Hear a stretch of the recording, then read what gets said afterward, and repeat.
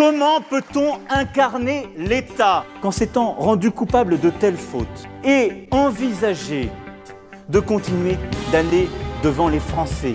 L'affaire Alexandre Benalla éclate avec ces images. L'affaire Alexis Kohler, le secrétaire général de l'Élysée, soupçonné de conflit d'intérêts. La justice qui s'intéresse donc désormais à Richard Ferrand. C'est la première fois qu'un ministre de la Justice en exercice est convoqué par la justice. Et c'est ce qui va arriver à Éric Dupond-Moretti. Une condamnation pour harcèlement. Gérald Darmanin l'aurait assuré de son soutien en échange de faveurs sexuelles. François Bayrou, le patron du parti, lui, était convoqué aujourd'hui devant la justice.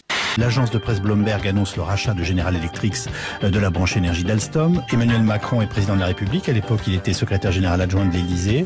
Quand on sait que Rothschild est au cœur de l'État. Alors, le scandale McKinsey, c'est véritablement le sommet de l'iceberg. L'affaire McKinsey. Et l'iceberg, il est énorme. Et le fait qu'un de ces cabinets conseils ne paye pas d'impôts. C'est un phénomène tentaculaire. Et donner des leçons devant les Français, à tout le monde, dans le mépris de nos concitoyens. Aujourd'hui, je souhaite vous annoncer que la France portera son appui global à 2 milliards de dollars afin de répondre aux besoins exprimés par le président ukrainien. Il n'y a pas d'argent magique. 2 milliards, 100 millions d'euros, 1,7 milliard de dollars.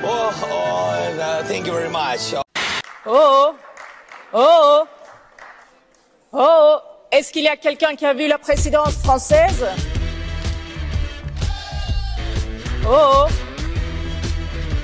Ils sont pas là.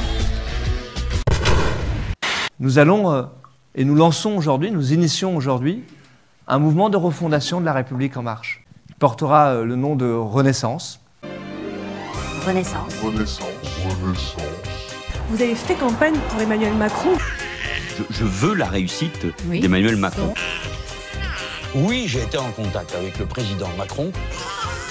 Moi, je serai candidat de la majorité présidentielle. Je suis pas devenu parano, ce type veut avoir ma place.